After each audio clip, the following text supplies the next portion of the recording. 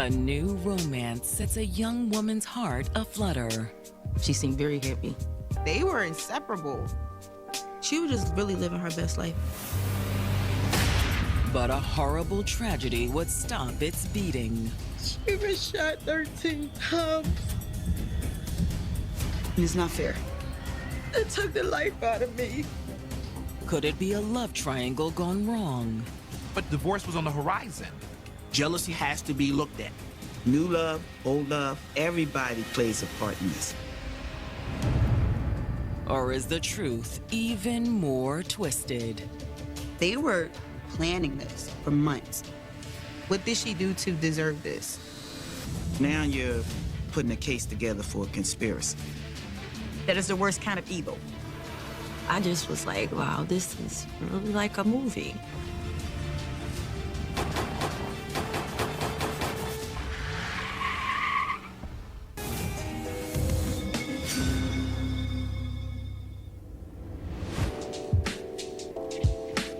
November 28th, 2020.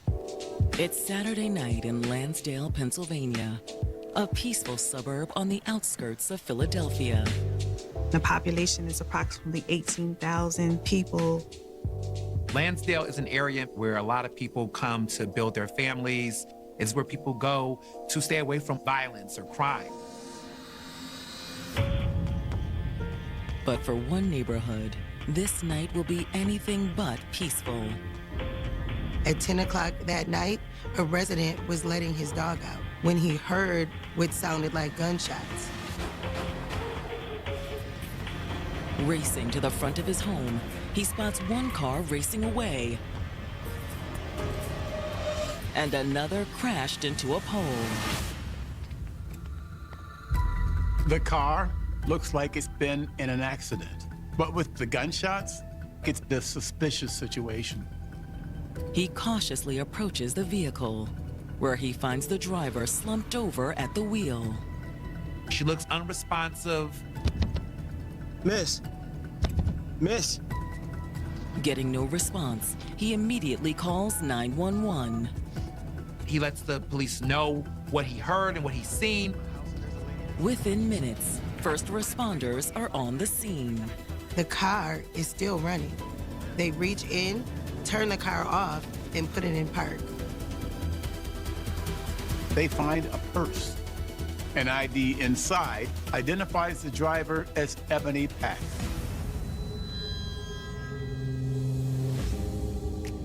"30-year-old Ebony Pack grew up surrounded by a loving brood of siblings and cousins. We had a great childhood. We was all raised as like brothers and sisters. We was very close. When we are around each other, that's our happy place. Though small in stature, Ebony seemed like she stood 6 feet tall. She had such a big heart. You could always go to Eb. She was always there for you, like no matter what. She was everybody's shoulder, everybody's crutch. She was so compassionate. With these gifts, no one was surprised when after high school, Ebony announced her plans to become a nurse. That was her goal from the jump. She was going to Holy Family for the nursing program. But in Ebony's freshman year of college, her life took an unexpected turn. She got pregnant. She had dropped out of college and raised her daughter. Along the way, she was fortunate to have the support of her baby's father. Jeff was cool. He was funny. They was good. You know, every relationship is not perfect, but I never saw any negative things happen with them. As a mother, Ebony was a natural. She loved Ava so much. It was like second nature to her because she already nurtured everybody around her. She just took on it with such grace and like finesse. She was a damn good mother. But before long, heartbreak struck. Ava's father went to jail for murder. He was someone that she thought was going to be around for a very long time. She now has to pick up the pieces while raising a young child. It was a sad situation for her and her daughter. But with the support of her family, Ebony pulled through. She came back home. She went back to school. She became a nurse. She had a lot of strong Black women around her that uplifted her during this time. In spite of all of the difficulties that she faced, she still had that go-getter spirit. But Ebony's career wasn't the only big change in her life. She was also spending a lot of time with a new friend named Brittany Norman. She was always in West Philly with Brittany. And we started to see, like, this isn't regular friendship. And I said, Ebony, are y'all, like, together? And she got quiet for a little bit, and she started crying, and I started crying, and I said, you didn't have to keep that from me. I love you no matter what. Her acceptance encouraged Ebony to also tell her family. We were basically raised in church. So I think that added level of that kind of moral compass. So I don't think she necessarily wanted to hide it, but I think she wasn't comfortable outrightly saying it. But when the relationship was finally out in the open, it was pure joy for Ebony. Brittany made Ebony happy. Together, they built a beautiful blended family. Next thing you know, they're getting married. It was not too long after they legalized gay marriage. And they were able to support one another with raising each other's children. But in early 2020, after 5 happy years together, the couple decided to separate. It just couldn't work because Eb and Brittany are just totally different people. But Ebony would have no time to wallow as the COVID pandemic quickly took hold. She worked on the COVID unit. She thrived at it. She really did. Even when it couldn't touch them, she made them feel like, I'm still in the room with you, you're still a person, and I still love you, and I'm caring for you. She was the best nurse. When the COVID confinement finally ended, Ebony couldn't wait to jump back into normal life. Eb was just a different person, but in like a good way. Her priority was like being happy and having fun.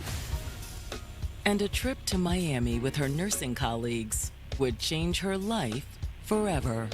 They did a private dinner the first time they got there. She meets a woman named Katrina Randolph. So why hasn't anyone introduced us before? I know, right? They meet, they talk, they get familiar. Katrina talks about recently getting out of a 3-year relationship with a man. They find comfort in one another by sharing each other's stories and being supportive and understanding. Like, where you been? Where have you been? And by the time they came home, Katrina knew she wanted to be with Ebony. Katrina was saying to her, oh, you're gonna be my girlfriend. I guess like Ebony was not used to being like the one that's like the girly girl, like somebody seeking after. I think it piqued her interest. And Katrina certainly knew how to woo Ebony. I got to see her come home with flowers that cost like $200. And I just saw her excited about being like, getting like the princess treatment. Once the two became a couple, things moved quickly. They started dating in July. They was already talking about moving in with each other in October. She seemed very happy. But now, Ebony's life hangs in the balance. First responders quickly discovered bullet wounds all over her body, including several shots to the chest. Charlie, 20, go ahead and start me at 47 for an unresponsive female with a gunshot wound. Her name is Ebony Pack.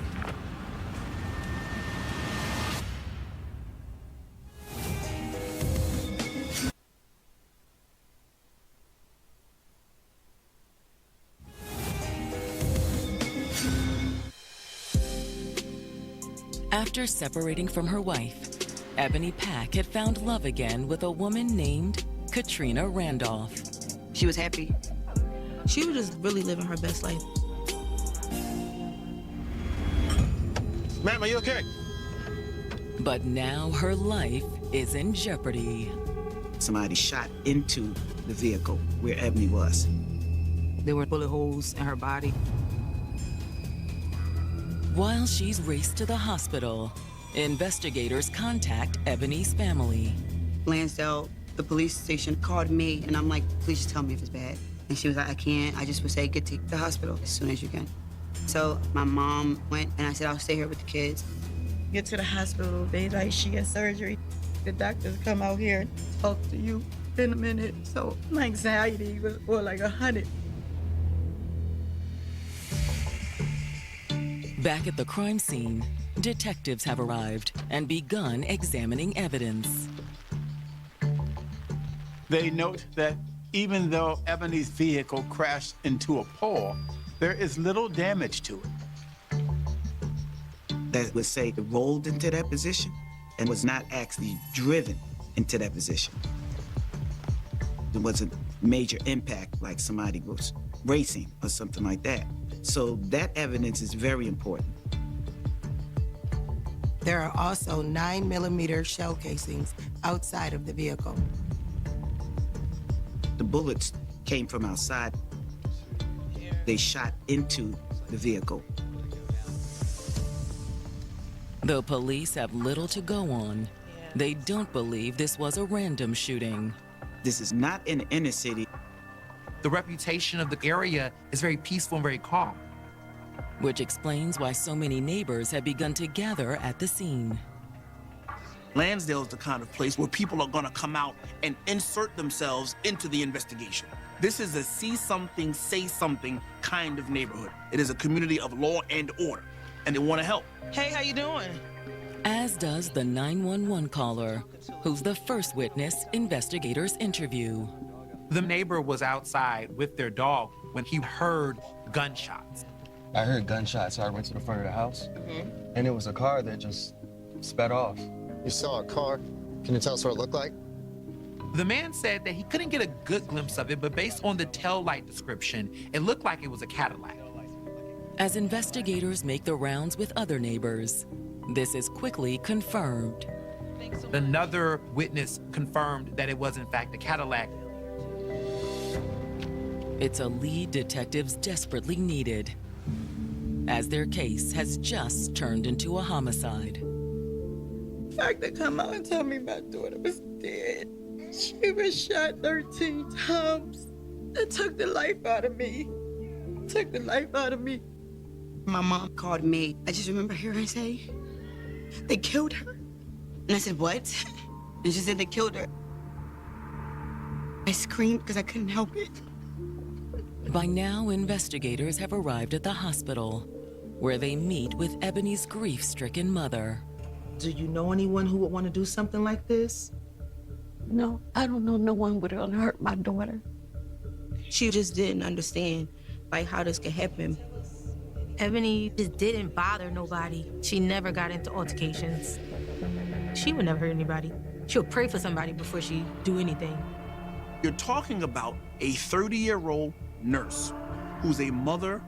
This is a person that is not leading the kind of lifestyle that would lend to essentially a drive-by shooting. Do you know anyone who drives a Cadillac? No, I don't. But when detectives ask about Ebony's personal life, her mother mentions something that could be important to the case. Well, she's going through a difficult divorce. There were problems, there were issues. Ebony wanted to file for divorce, but Brittany didn't. You have an estranged wife, which is always a good place to at least begin.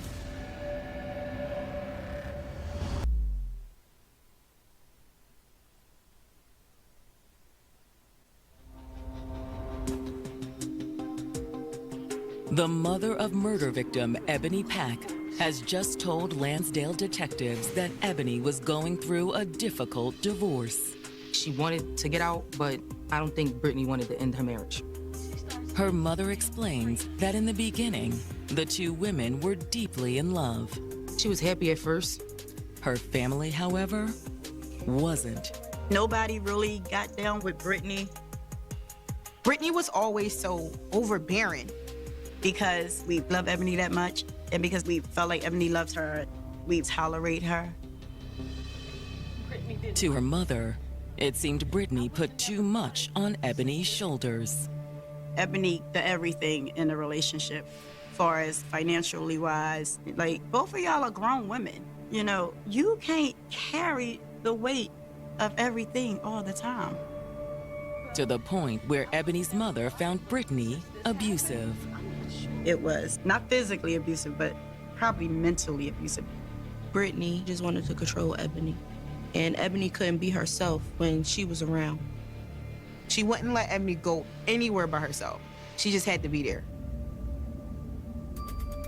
To her family's relief, Ebony eventually called it quits. Ebony had decided to break up and to come back home. She was tired of being a provider. She was, I guess you could say, over Brittany. The weight has been lifted off of her, and she just felt free. But Ebony's mother says post-separation, a new point of contention arose between them. Ebony has a new love in her life. A woman named Katrina Randolph. And Brittany didn't like that.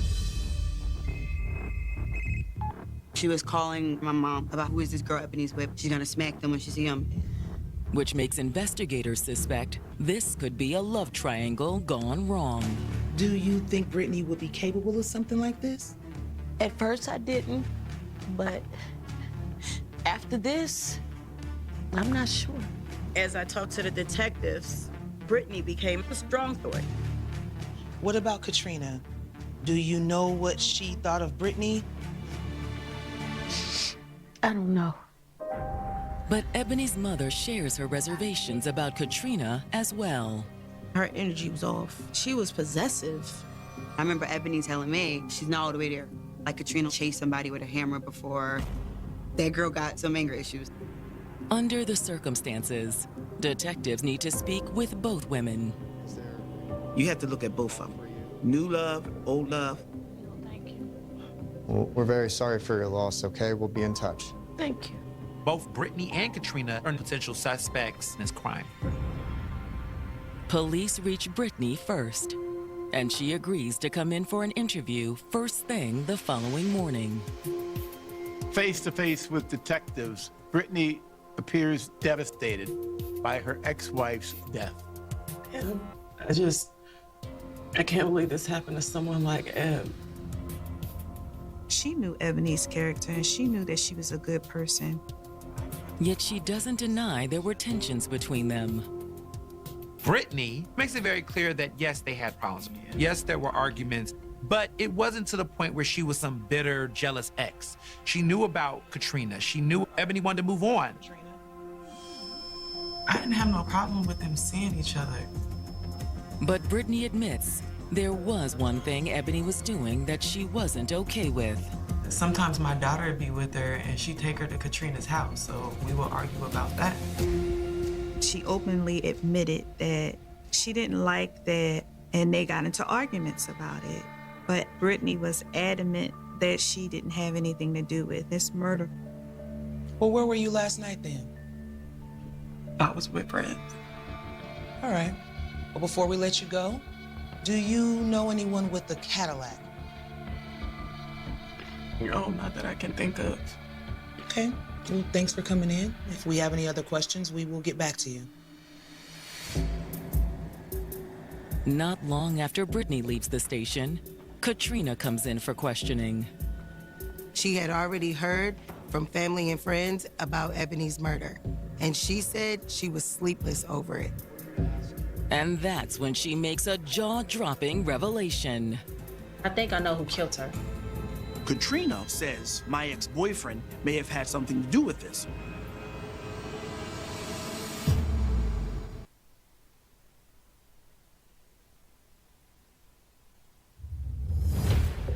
Katrina Randolph, the girlfriend of 30-year-old Ebony Pack, has just told Lansdale detectives that she fears her ex-boyfriend may be behind the murder.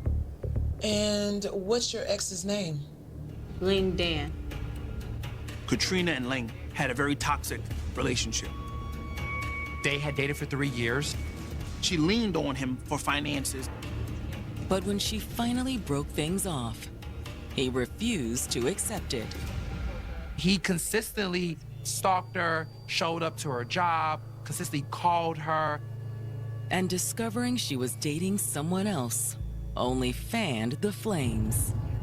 He was not happy about her leaving him, and specifically not happy about her leaving him for another woman. Which Katrina believes is what triggered his sudden demand for her to return all the money he'd given her. And how much money are we talking?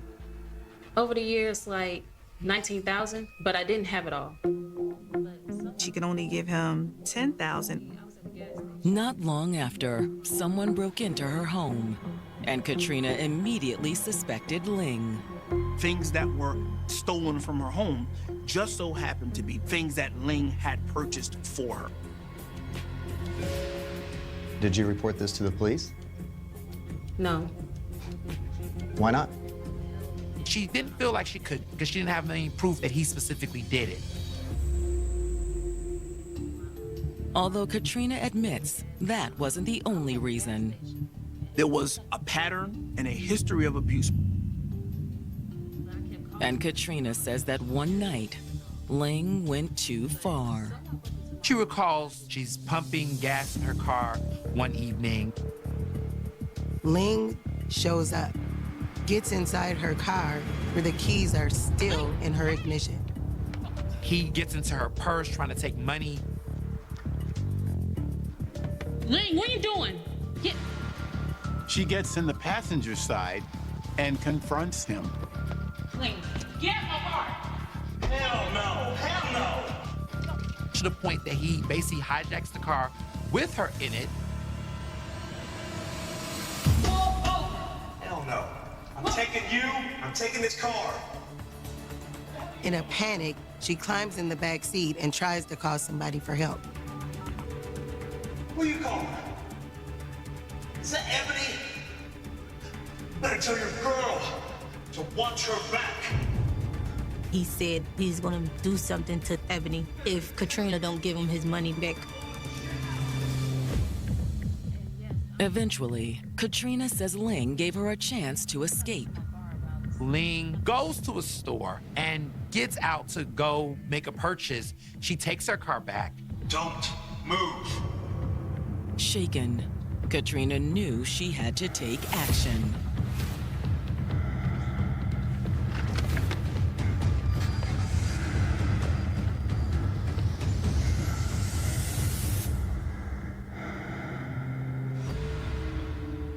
She had to take a restraining order out on him.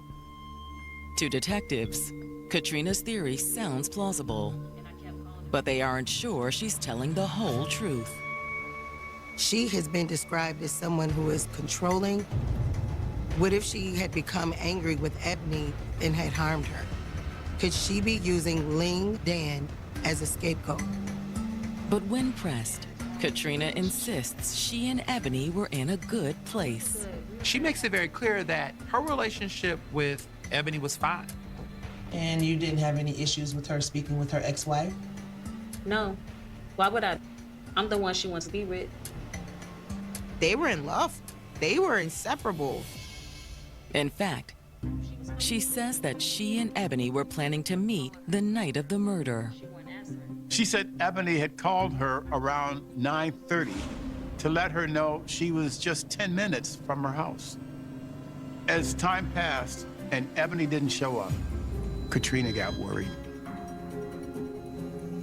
She tried to call her and got no response. But I never ever thought she would be dead. Before wrapping their interview with Katrina, they ask if Ling drives a Cadillac. Does he drive a Cadillac? He doesn't. And she doesn't know of anyone else who does either. Detectives know they need to speak with Ling Dan. However, when they try to track him down, it seems he's in the wind. No one knows where he is. At the same time, investigators get a potential break in the case. They are given access to the surveillance records from the toll road that Ebony would have taken to get to Katrina's house that night. They found a car that followed her through the toll. It was a Cadillac. Zooming in, investigators discover a Delaware license plate with a dealership name on it. When they run the plates, they turn out to be fake. But when they contact the dealership, they have better luck. They were able to confirm that they recently sold a Cadillac of this make and model. The buyer was a man by the name of Ricky Vance.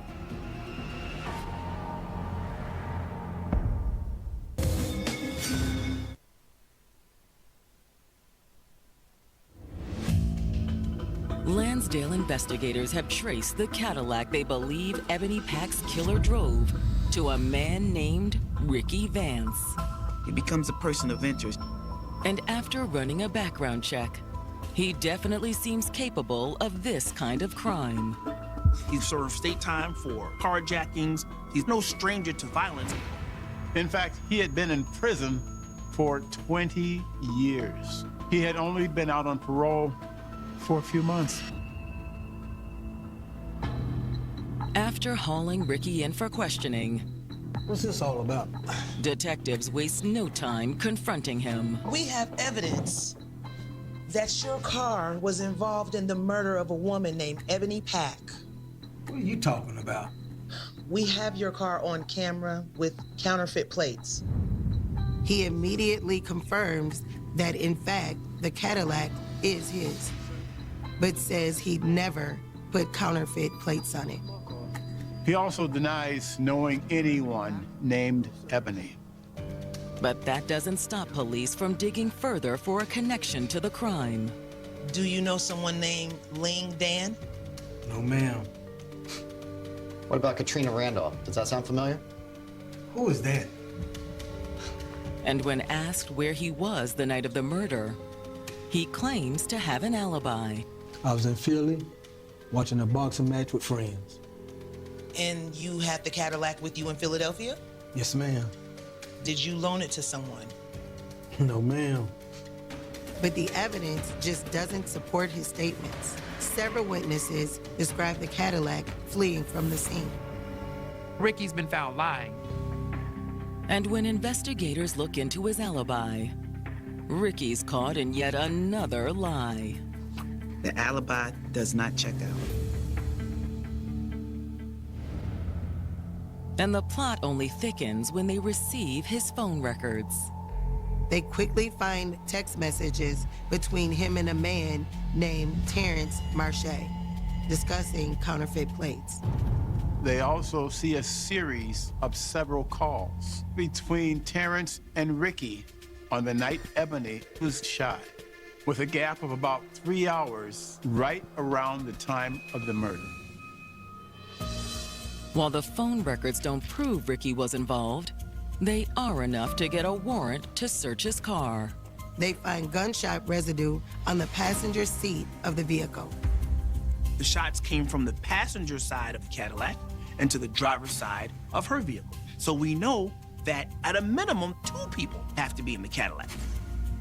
With Ricky stalling, investigators haul in Terrence to see if he'll talk. Do you know a man named Ricky Vance? Yeah. He confirms they have been friends for about 10 years. He also admits that he has helped Ricky with temporary tags for a car before, but denied ever getting him counterfeit plates. Okay. And where were you Saturday night? I was actually home alone on Saturday. Continuing down the rabbit hole, they ask Terrence if he knows Ebony, Katrina, or Ling Dan. Nah, no Ebony. But I know Ling, and Katrina was his old girl. He is known for a healthy portion of time, Mr. Ling. He also admits to knowing Katrina via Ling, but didn't have much interaction with her personally. And Ricky knows both of them as well? Not that I know of. But detectives suspect Terrence is lying. They doubt it's a coincidence that Terrence just so happens to be a link between Ricky and Ling Dan. It seems likely that all 3 had something to do with the murder.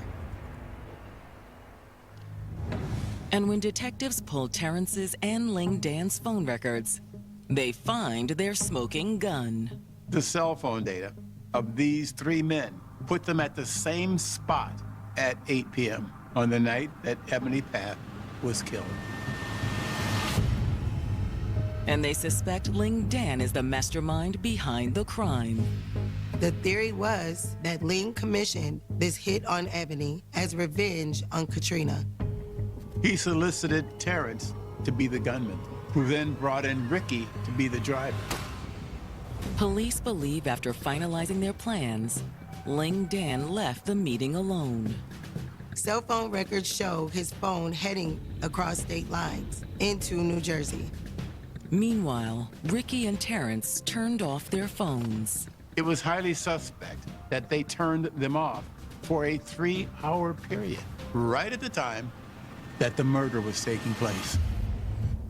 With probable cause, investigators issue warrants for all 3 suspects' arrests. At this point, you got enough evidence for conspiracy.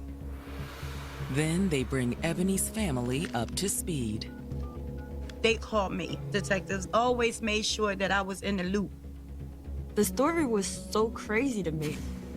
The whole process of hiring 2 men to kill her was just mind-blowing. That is a deep-rooted evil man. When Ricky Vance is apprehended, Ebony's family is overjoyed. Our family did a cookout to celebrate. But when investigators try to apprehend Terrence Marche, he's nowhere to be found. Like Ling, Terrence now appears to be on a run too.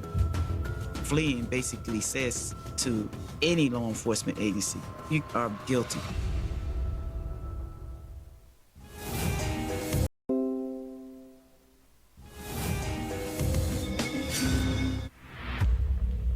While investigators in Lansdale, Pennsylvania have arrested Ricky Vance in the murder for hire of Ebony Pack, the 2 other suspects, Ling Dan and Terrence Marche, remain at large.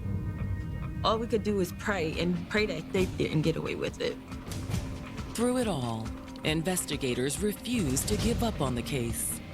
Montgomery County detectives, they are pretty awesome. Like, they always call me, you know, be patient. We're getting it done. Stuff is happening. They made it their priority to bring justice for Ebony. And when they track down Terrence's fiancée, they get crucial information on his whereabouts. Hello? She had gotten a call from Terrence a few days before. He's actually in Honduras with Ling. They done fled the country. Since then, his fiancée claims she'd lost touch with Terrence, though she had spoken with Ling. Mr. Ling communicates with her that day Marche's run off. But he also tells her that he's made a different decision. He's coming back to the U.S. to face charges. Whether it was his guilt or his confidence that brought him home, police successfully intercept Ling Dan once he's back on U.S. soil. He is arrested without incident. Nearly a year later, Terrence Marche is still missing.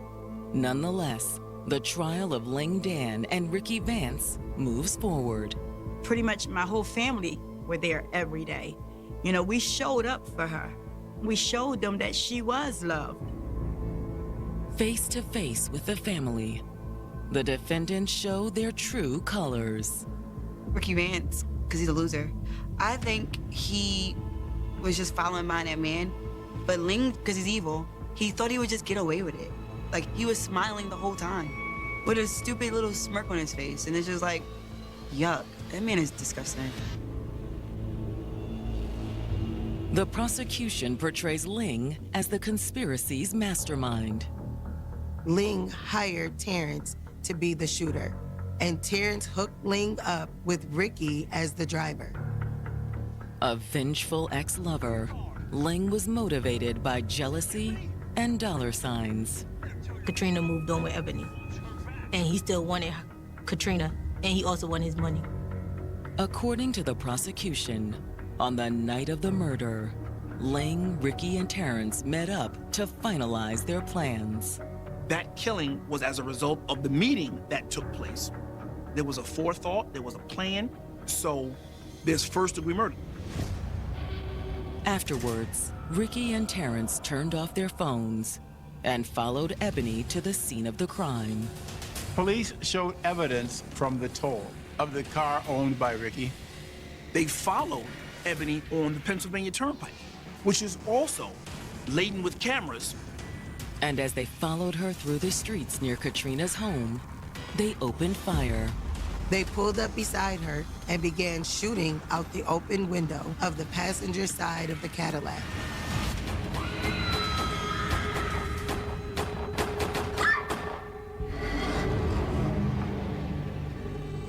She was shot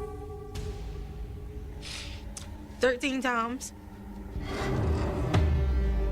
Circumstantial evidence against the men is damning. All the men were in the same place prior to the murder. Not to mention, Ling had fled to Honduras with Terrence. But when it's the defense's turn, they place the blame on missing suspect Terrence Marche. On the stand, Ricky changes his story. He now comes forward with this theory that Marche took my car. He was acting weird. He was acting funny. He took my vehicle and came back and looked very distraught. But on cross-examination, the prosecution rebounds with a different theory. The only person who could essentially tell on both Ling and Vance was Terrence. So they wanted to be able to put all of this on him. So they convinced him to go to Honduras, and then he's never heard from again. After getting rid of Terrence, Ling comes back from Honduras. Now he and Ricky Vance can go to trial together and take the position they had absolutely nothing to do with this crime. But the jury doesn't buy their story, convicting them of first-degree murder and conspiracy. When they said guilty, it was like a, oh my goodness, like, thank you. And at the sentencing hearing, when Ebony's mother makes her impact statement, there isn't a dry eye in the courtroom. I let them know who they took away from us. I let them know that they weren't God, that wasn't their job. That is the worst kind of evil. The judge makes sure they'll never see the outside of prison walls again. They're sentenced to life in prison without parole. But Ebony's family doesn't get the peace they expected. Still feels like pointless. It still feels like I was robbed. We can't see Ed. We gotta go to a grave site and talk to her. You still have your life. You still get to see your family, even if it's behind bars. It's just not fair. I don't think I believe in justice anymore. To this day, Terrence Marche remains missing. His whereabouts continue to be unknown. Terrence Marche, go to hell, if you're not already there. The senseless crime of these three men ruined the lives of many people. But most of all, Ebony's daughter. It breaks my heart when I see her isolate sometimes because she missed her mom. You know, I try to comfort her the best way I can. But I know sometimes that's not good enough. I know sometimes she just wants her mother arms around her. But I believe she's gonna be very well empowered for her future. She has a village, and she has a whole lot of her mother in her. A mother whose time on earth will never be forgotten. I want people to know how loving and caring she was, how compassionate and fun she was. Ebony was the sweetest, kindest person you would know. I just feel blessed and honored that I got to know her. I take such pride in the fact that she was my sister. Oh, I wish everybody got to feel how it felt to be loved by Ebony. Her life is so important, and I just want people to understand that. Her name will live in our hearts and our lives forever.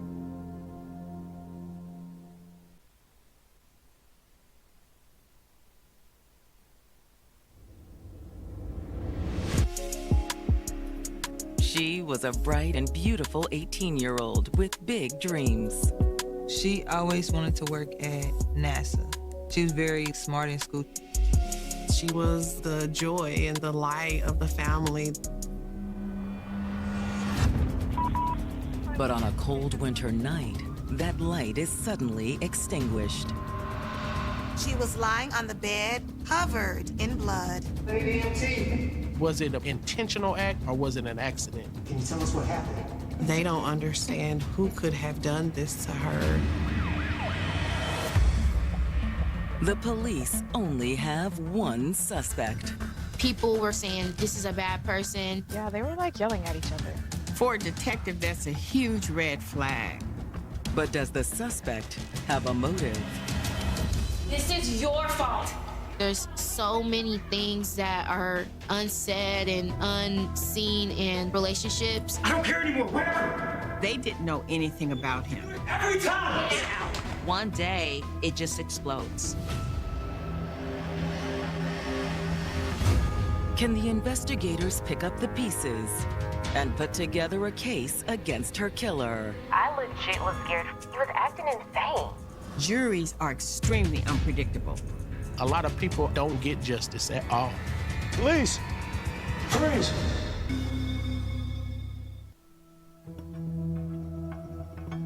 January 16th, 2022.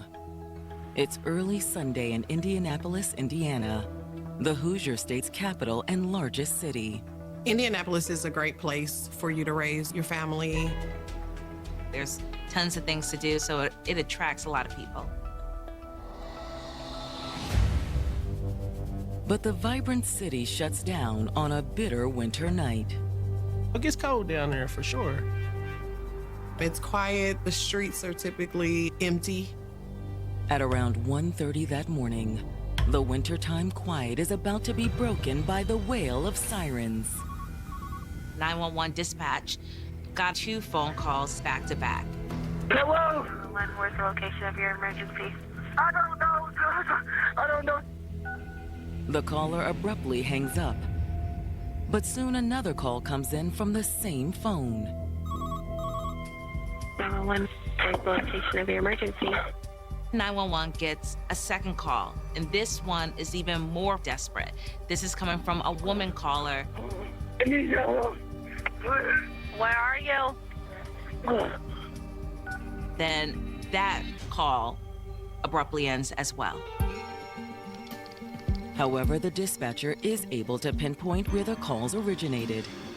GPS data from the cell phone showed that the call was made from an apartment complex on the southeast side of Indianapolis. It's pinging from East Hannah Avenue. He was crying and screaming before he hung up. Okay. I'm gonna send it out.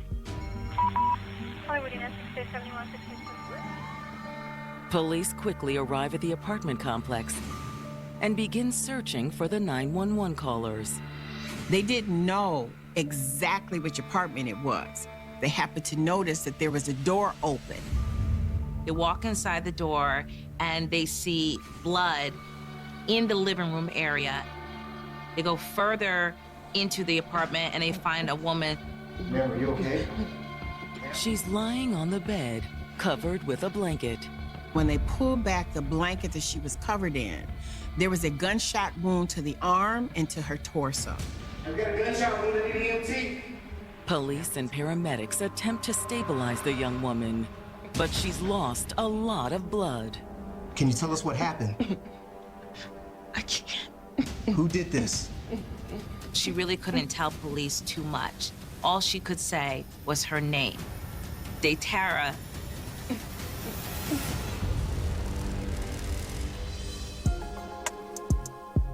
In some ways, 18-year-old Daytara Johnson was a typical teenager. She always had a big smile on her face. She just enjoyed life. She was very social. She always had a lot of friends. She was just the life of the party. Wherever we was at, she would just bring the energy. She was going to make her presence be known for sure. Everyone loved her and everyone enjoyed her presence. But Daytera was far from typical. Most kids be outside in the summertime playing. She'd be in the house reading books. School was a breeze for her. She was very intelligent. She made straight A's all 12 years in school. She was very gifted. Eventually, Daytera focused that intelligence on a specific goal. She wanted to be a mathematician and a physicist. She always wanted to work for NASA. After graduating from high school in 2021, Daytera moved into her own apartment.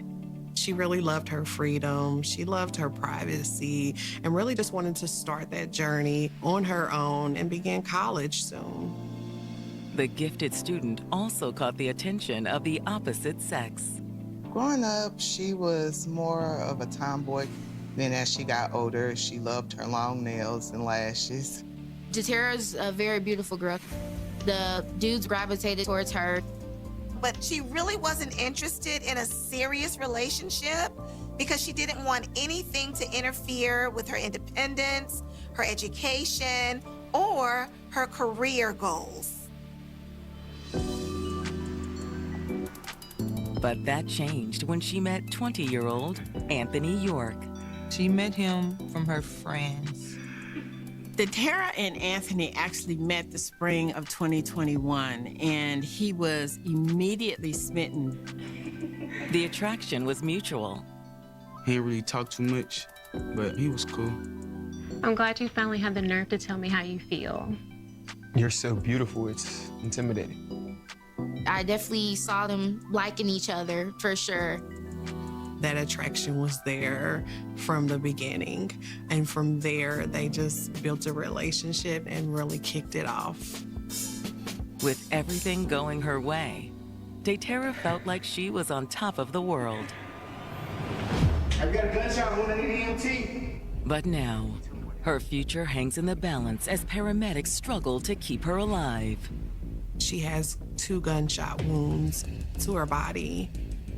She was losing a lot of blood, and the paramedics could see that the situation was critical.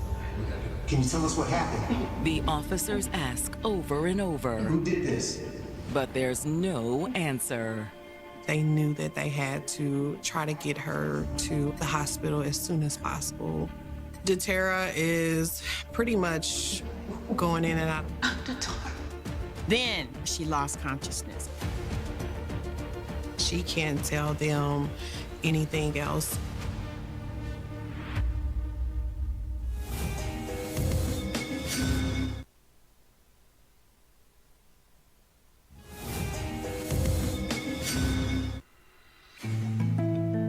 "18-year-old Daytera Johnson was enjoying the most exciting time of her life, becoming an adult with an apartment of her own. Daytera was an independent young lady, able to get her first apartment at 18. I was proud of her when she got her place. She also had an exciting new relationship. Friends had introduced her to 20-year-old Anthony York, and they had been dating ever since.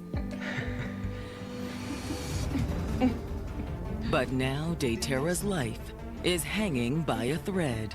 Daytera was found lying on the bed, bleeding from 2 gunshot wounds. Daytera was still alive, but she was unconscious. As Daytera is transported to the hospital, detectives arrive at the scene to begin their investigation. One of the first things that the detectives noticed is that there was forced entry into the apartment. The door had been kicked in. The apartment appears to be in a bit of a disarray, as if there was a struggle. It also appears to be blood in the living room. And a clue to the weapon used by the shooter. Yeah, we got a shell casing. Because the shell casing and the blood were in the living room, the detectives determined that the shooting had taken place there. What's not clear to detectives is how Daytera ended up in the bedroom. They couldn't determine whether she had crawled into the bedroom or somebody had helped her because she was wrapped in a blanket. In the bathroom, they find a bloody towel. A bloody towel indicates that someone did try to stop the bleed. But was it Daytera or the mysterious man who made the first 911 call? They don't know who this male was that placed this 911 call. They don't know whether it was a boyfriend, whether it was a neighbor. They don't know who this individual is. Was it the shooter? Was it someone who just heard the gunshots and came in? If it was the shooter, why did he call 911? And if it wasn't the shooter, why did he flee the scene? Did he run away in a panic? Did he run after the shooter? Did he have anything to do with this? They didn't know. In addition to the evidence found at the scene, detectives also take note of what they don't find. Detectives never found her keys. They never found her cell phone. Could have been a robbery gone wrong. Yeah, he didn't mean to shoot her. After going through the apartment, detectives talk to the manager of the complex. They start asking that property manager, does she have a car? If she does have a car, where's it usually parked? The property manager was able to confirm that she does have a vehicle. She always parks in the same space. Do you know where that is? Right over there. But the space is empty. That car isn't here anymore. The shooter probably took it. Do you have surveillance on the complex? Yes, we do. There are security cameras directly pointed in the direction of her apartment. So the property manager goes and gets all of that footage and then hands it over to police. While the manager was retrieving the video and handing it over to police, detectives put out a be on the lookout alert for Daytera's car. I need a bolo on Daytera Johnson's vehicle. Then they expand their search for clues to the area outside her apartment, including a nearby dumpster. They couldn't see much in the dumpster, just some garbage bags, nothing out of the ordinary. But then something catches their eye. A duffel bag. They said it was on top of everything in the dumpster. Clearly, this duffel bag had just been dumped. So detectives investigate further. Inside the duffel bag, detectives found some men's clothing. They also find ammunition, and that ammunition looks similar to the spent casing they found in Daytera's apartment. Detectives take the bag as evidence and begin to canvass the residents of the apartment complex. So police start interviewing some neighbors, and they start to talk to two women who live near Daytera's apartment. There were two young women that remember hearing Daytera and a male arguing. Yeah, they were like yelling at each other. When was that? It was around 1:30. Those two women say that they heard arguing right before two gunshots go off. Do you know who she was arguing with? We don't really know her like that. We weren't all up in her business or anything. But they say the voice did sound familiar. They've heard that same voice coming from that apartment before. It sounded like the same man's voice that she would always get into arguments with. It was probably her boyfriend.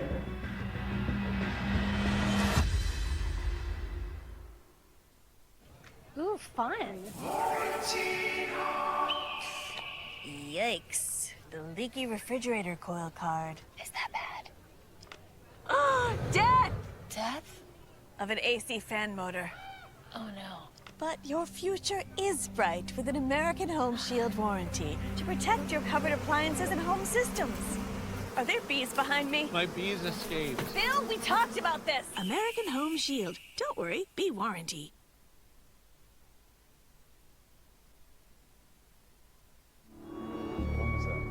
Neighbors of 18-year-old Daytera Johnson have just told detectives that they heard loud voices coming from her apartment moments before Daytera was shot. Those neighbors say that Daytera and a gentleman was arguing, and after that they heard two bangs. And this isn't the first argument they've heard in her apartment. Yeah, they were like yelling at each other. One particular neighbor told the detective that she used to hear a bunch of arguing and fighting, but the police was never called. Was that the same voice you heard tonight? It sounded the same. And that was her boyfriend. I think so. The neighbors didn't know the boyfriend's name, so the next move for detectives was to reach out to Daytera's family for more information. But before they can conduct interviews with the family, Homicide? a call from the hospital changes the nature of the investigation. Daytera is rushed to the hospital. She undergoes surgery. Doctors do everything they can possibly do to save her life. But it's too late. She doesn't survive.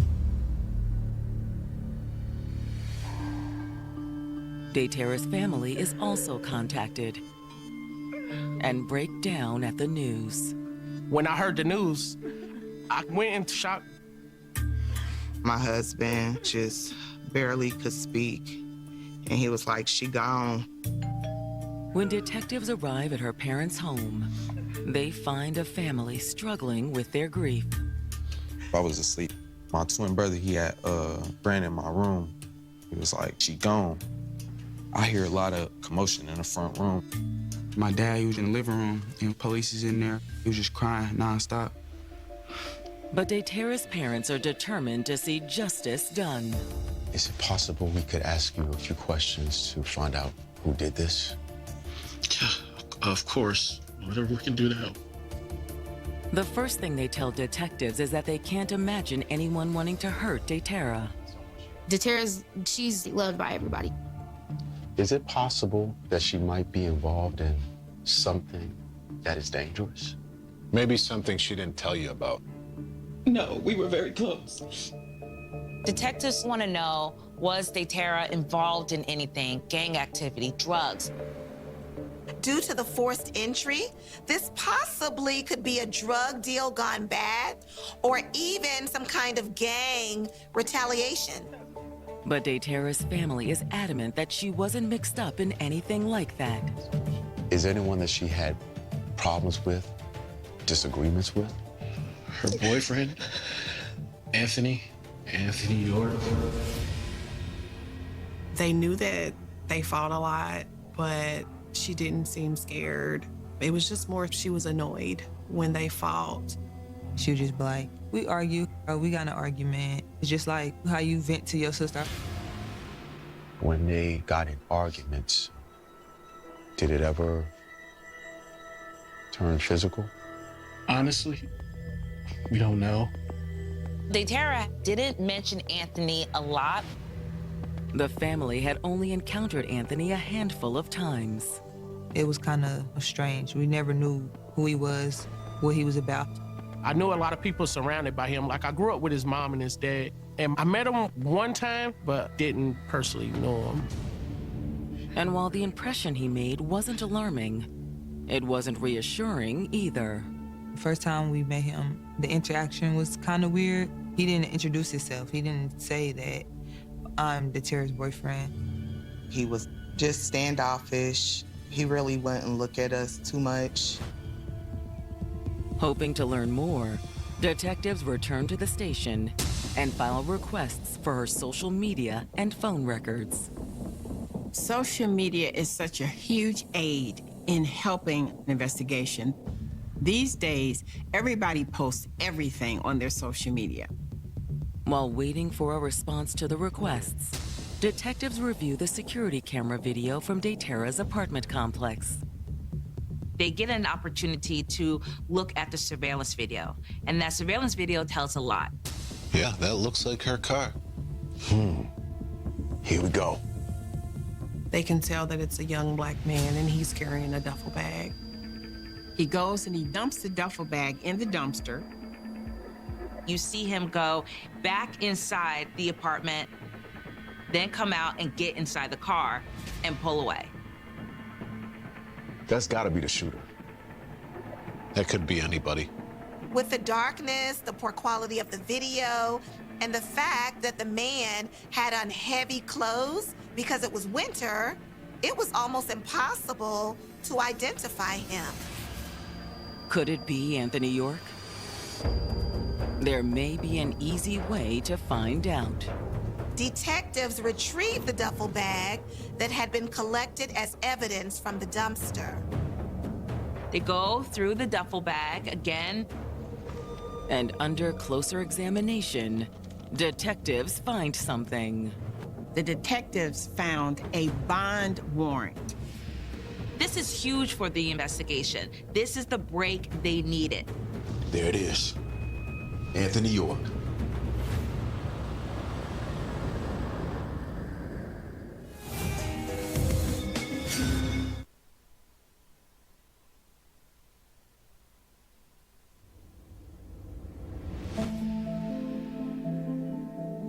After finding a bail bond warrant bearing the name of Daytara Johnson's boyfriend, Anthony York, detectives are now convinced he's the person responsible for her death.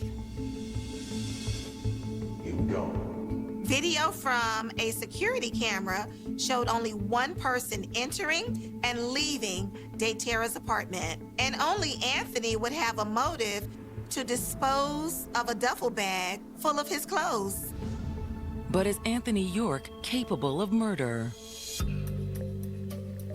Daytara's family didn't know much about him, so detectives started digging into his background.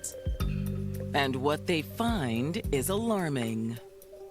Auto theft, resisting arrest, and criminal recklessness. And not one, but 2 outstanding warrants. This is a guy that is basically running from the law. Armed with these outstanding warrants, detectives rush to the address on file for Anthony York. A man answers the door. He identifies himself as Anthony's brother, Dominic. He tells the detectives that Anthony isn't there. Do you know where I can find him? I don't know. I don't keep track of him. Dominic states that he didn't have any idea of where he was or when he would return. Do you know what this is about? I heard about that girl that got killed. I know you've been dating her. Do you know where Anthony was last night? Nah, man. I don't know anything about it. Detectives asked Dominic to get in touch with them if he heard from Anthony, but they didn't really have any confidence that he would. When they return to the station, the detectives start reviewing the social media accounts they've been given access to. But Daytara's online presence is more complex than anticipated. Daytara had a social media account that basically anyone could see, but she also had a separate account that was only for her close friends. On that account, she would post things about problems in her relationship, like fighting and Anthony's jealousy. It was kind of like little petty stuff that would turn bigger because of the person he was. She started coming out and saying they had a toxic relationship. Like they'd be arguing and fighting a lot. She specifically talked about how she had been on and off in her relationship with Anthony York. Hey, come over here. And as detectives dig deeper, they find things that are very disturbing. Daytara had actually sent this audio clip to a friend stating that Anthony had threatened her with a gun. I told him to leave because we just couldn't stop fighting and I needed a minute. And that's like when he pulled out a gun and said that he wasn't going anywhere. It was crazy. He calmed down after that, but I legit was like scared for a second. He was acting insane. And that isn't even the most alarming thing detectives find. Look at the dates on the posts. That's weird. Someone after the shooting had been posting on her social media. One post said, "I'm in heaven now," and another one promoting a fundraiser to raise money for a funeral cost.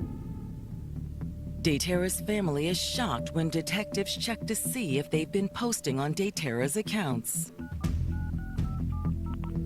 They didn't know anything about this. Concluding that Anthony is likely behind the posts, Detectives' next move is to review the data submitted by Daytera's cell phone provider.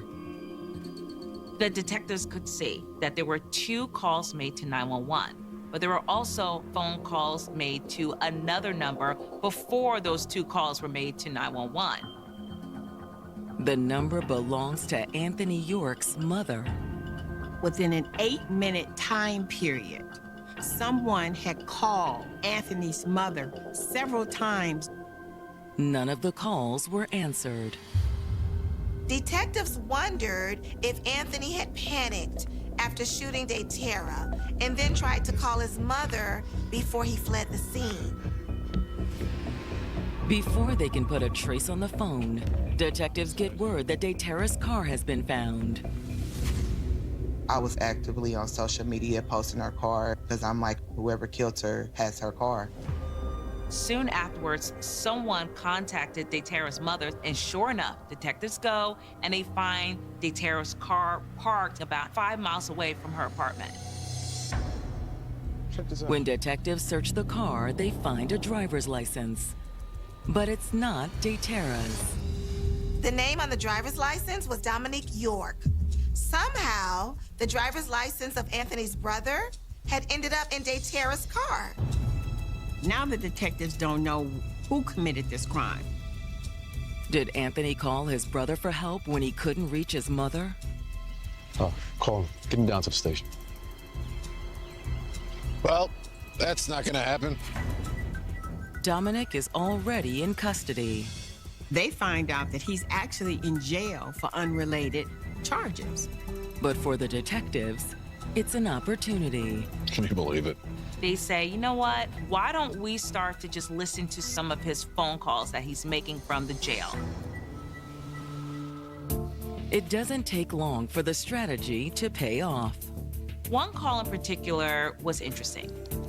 Dominic called a woman named Felicia Hurley. Detectives run a background check on this Felicia Hurley and learn that she actually resides in Phoenix, Arizona. So why is Dominic calling her? That's weird. What do you mean? In the phone call, Dominic is giving Felicia some advice. It was obvious that he knew that their conversation was not private. He was talking in code. Tell him to lay low. It's hot.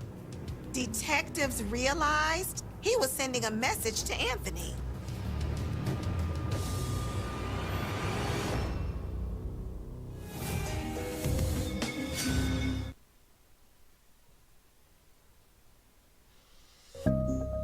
After listening to jailhouse phone calls between Dominic York and a woman named Felicia Hurley, detectives in Indianapolis believe they have a lead on Dominic's brother, Anthony, the main suspect in the murder of 18-year-old Daytera Johnson. We thought he was still in the city, that people were just hiding him out. I had no idea he made it all the way to Phoenix. Detectives then contacted law enforcement in Phoenix, Arizona for them to work together and see if they could locate Anthony. 3 weeks after the murder, investigators fly from Indianapolis to Phoenix. They have to find Anthony and they have to find Felicia. So they get to Phoenix and they actually pull Felicia over during a traffic stop. So now they have her in custody and they can start asking some questions. You know Anthony York? I do, yeah. She's friends with Anthony through Dominic, and Anthony had actually been staying with her. But she insists she initially didn't know he was on the run from the law. She's alleging that she didn't know anything about any outstanding crime, any warrants. She says that Anthony came to Phoenix to get out of Indianapolis because a big winter storm was coming. Did he ever tell you why he was really here? No, but I got a little curious after talking with Dominic, and he told me to tell Anthony to lay low.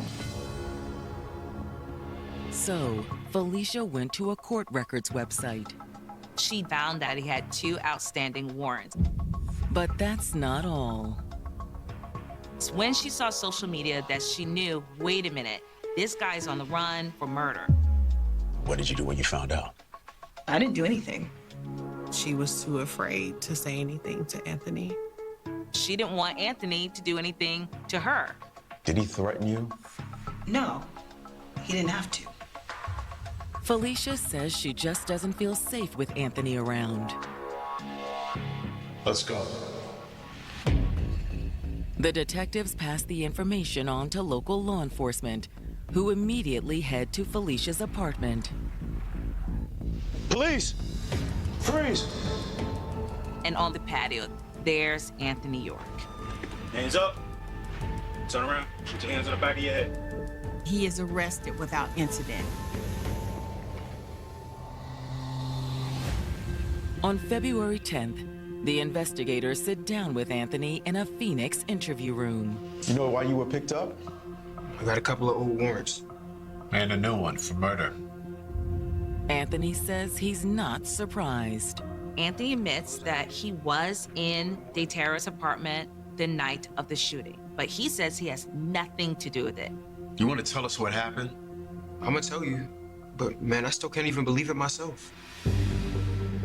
According to Anthony, it was a bad night from the start. Anthony said that he and Daytera were broken up, that they had decided to go their separate ways. What was the problem? A lot of things, man.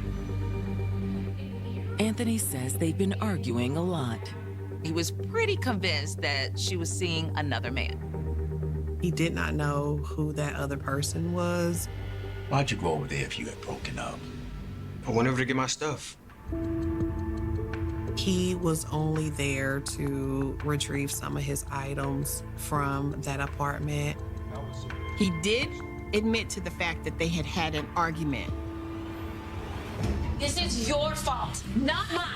You're the one always messing around. I don't care anymore, whatever.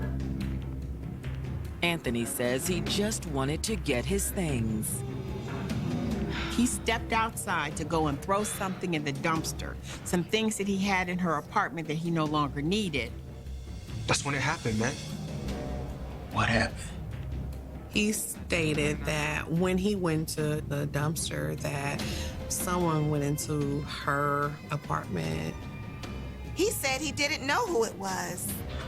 He says an unknown man walked into Daytera's apartment and shot her.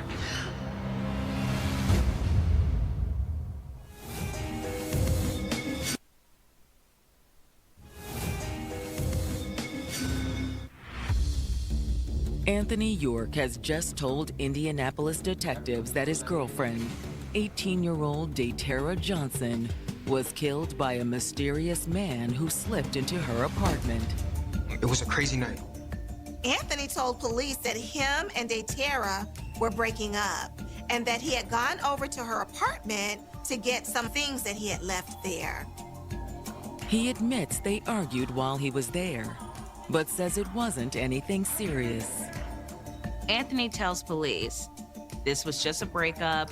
It wasn't the biggest deal, but he went to go grab some of his clothes and put it in his duffel bag. I decided I didn't need them, so I just threw them in the dumpster. You threw away a duffel bag? Yeah, I ain't need it. He says that while he was out by the dumpster, he heard 2 gunshots. He says that he heard the shots, turned around, and saw a man running out of Daytera's apartment. Did you recognize him? No. What did he look like? I don't know. He says, I don't know, he was wearing a mask. Alarmed, Anthony rushed back into the apartment. What happened? What happened? He went back into that apartment and seen that his girlfriend was shot. He says he called 911, but he didn't know Daytera's address. So he was trying to figure it out so he can tell dispatch. And that's when Daytera got the phone and asked for help. But detectives know that 911 wasn't the only number he'd called using her phone. Phone calls were made to Anthony's mom. Why did you call your mother before you called 911? Man, I didn't know what to do. He said he called his mom because he was in a panic and he didn't know what else to do. And so he called 911 and then he took off. Why did you leave? Because I knew y'all would sit here and try to pin this on me. Why did you take her phone? Tara's phone. I just picked it up. I don't know. It was a crazy situation.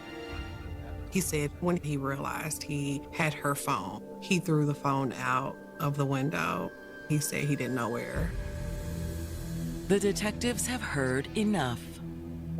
At that point, they let him know that they have video surveillance and there is no one else that could have been there. You want to explain that? I'm done. Give me a lawyer. Cuff him. Let's get him out of here. Get up. They booked him on murder charges and they extradited him back to Indiana. After his charge, it made me feel more at peace of the situation. He got what came to him. With Anthony in custody, police and prosecutors assemble the case that they'll take to trial. There's a lot of circumstantial evidence in this case. And the evidence proved that Anthony was lying about what happened. Nobody was on the videotape in the apartments besides him, so that story was bogus. For trial, the DA's office put together their own story, one they believed they could prove was true. Tara was a young woman. She's living on her own for the first time. She doesn't really know how to get out of this relationship with this guy. On January 16th, the tension in the relationship boiled over. The prosecutors suspect that Anthony got upset over something. Tara had posted on her social media accusing him of cheating. You don't put my name out there. If you're afraid of getting called out, don't do what you did. Prosecutors believe that Tara and Anthony got into this big blowout argument. At some point, Tara locked Anthony out of the apartment. Get out. Let me in. Open the door. But a locked door couldn't stop Anthony. Anthony forced his way back inside the apartment. You don't shut me out. Stay away from me. Anthony. Whether he meant to shoot her or not, they still don't know. And they actually do believe that at first he tried to help her. You're okay, you're okay? There was some panic in him. Anthony called his mother first because he really did not want to call 911. But when he couldn't get his mother, he made the call.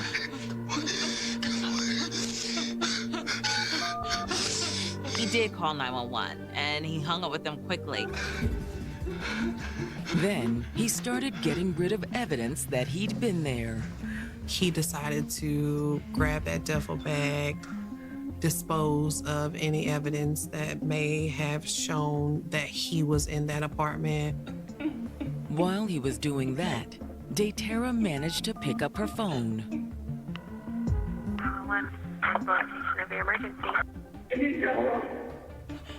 Tara was able to make that phone call to 911, and then he came back. He took that phone, he got her keys, and he fled the scene.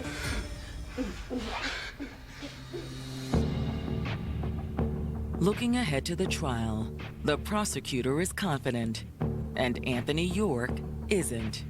Anthony knew that if this case went to trial, chances are that he would be convicted of murder. So he takes a plea deal, and he pleads guilty to voluntary manslaughter. Prosecutors know that it's better to offer a plea deal and know that the person is going to receive some time than take your chances with a jury. Anthony is sentenced to 30 years in prison with an option for his sentence to be modified after he served 17 years. To Tara's friends, the sentence isn't nearly enough. It makes my skin crawl, honestly. You took someone's life, someone who you were supposed to love. And it means Tara's family will never know the full truth. We didn't get any explanation on what happened because he signed a plea deal. So we didn't go to trial and he didn't explain. And they will never forget what they lost on that cold winter night. DeTerra, I'm still thinking about you every day. She had a beautiful soul. She loved everybody. She was beautiful, a beautiful person. She was definitely a sweetheart, but she was a big sister at heart. She never let nobody play with us. I always respect that. I miss my daughter. I wish that these young people would go seek help. Don't put your family in the situation that we're in, because we'll never be the same.